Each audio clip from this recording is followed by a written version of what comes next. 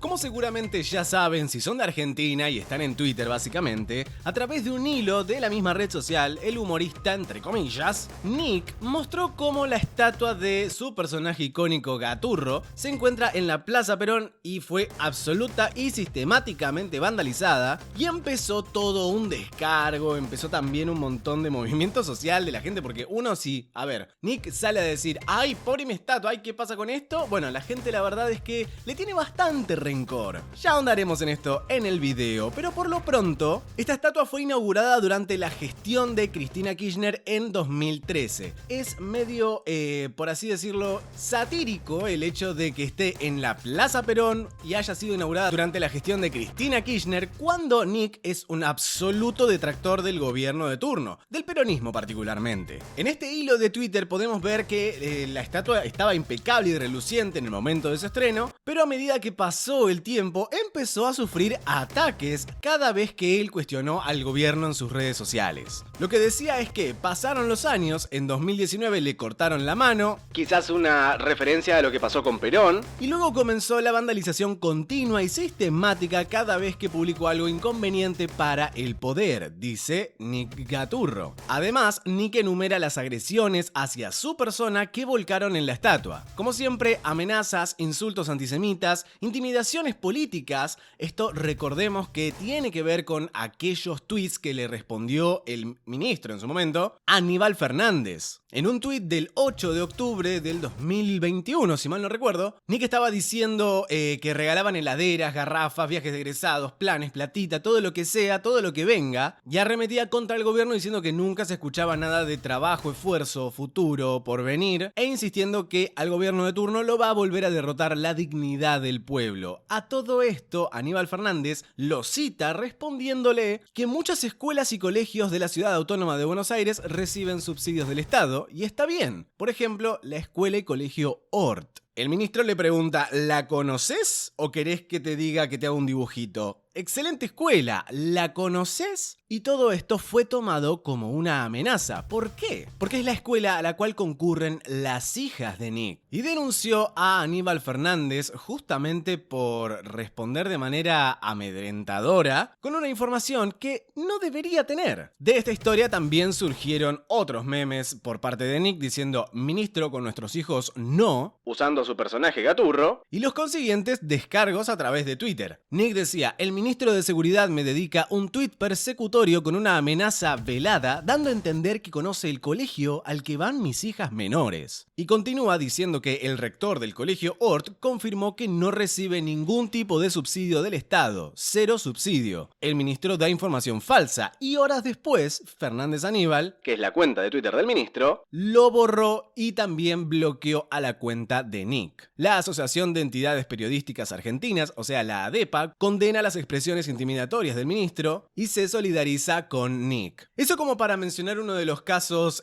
más contundentes y recientes de las controversias que tiene Nick con el gobierno de turno, pero no es solamente el rencor que pueden tener funcionarios por sus dichos en redes, sino también la gente misma. Esta estatua que se encontraba en la Plaza Perón fue vandalizada de tal forma que el 1 de agosto fue removida para trabajar en su restauración. La escultura, como otros monumentos y homenajes, deben ser respetados, esto lo decía a través del comunicado del gobierno de la ciudad, y no le pertenecen solo a la ciudad, sino también a todos los vecinos. En cierto punto uno dice, bueno, si le pertenece a todos los vecinos y las vandalizaciones son una expresión del pueblo, ¿y quién te dice que toda esa gente tenía derecho a hacerlo? Lo tiro como una reflexión mientras estoy leyendo todo esto. El secretario de Asuntos Estratégicos porteño, Eduardo Machiavelli, señaló que el vandalismo es delito y no va a permitir tanto desprecio por el espacio público. En las imágenes del tuit podemos ver cómo se va levantando y la van llevando a su próxima restauración. Veremos qué ocurre cuando la vuelvan a instalar, ¿no? Y recordemos que esto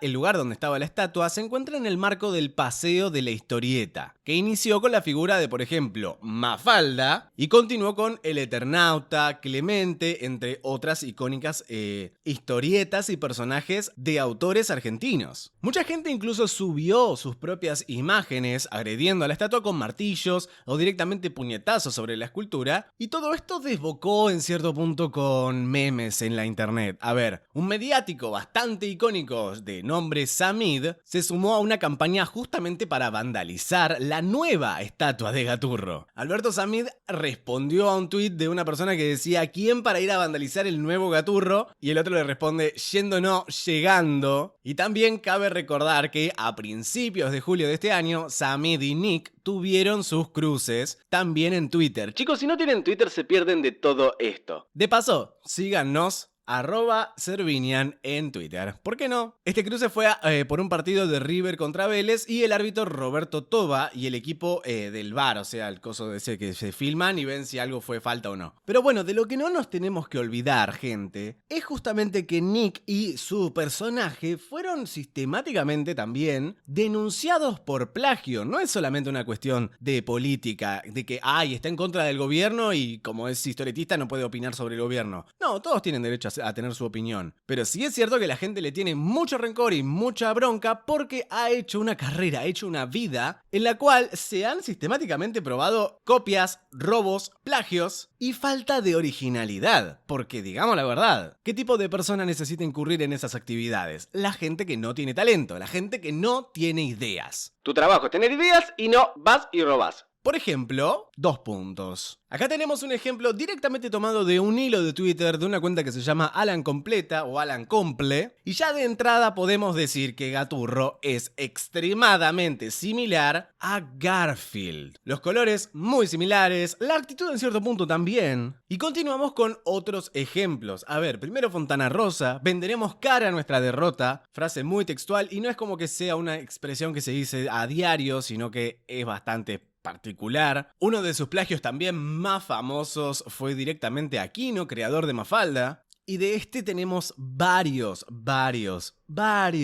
ejemplos. No solamente el plagio está en la lista de cosas de las cuales se lo acusa a Nick, sino también de borrador de firmas. O sea, literalmente agarrar algo, cambiarle quizás un poco los colores y publicarlo como que es propio. Es muy incurridor también de tomar cosas que haya visto de personas del extranjero y que está absolutamente seguro de que la internet solamente funciona en Argentina y si tratás de ver algo de otros países, como que ya no podés o es más difícil. No, Nick, las cosas en internet son de todo el mundo.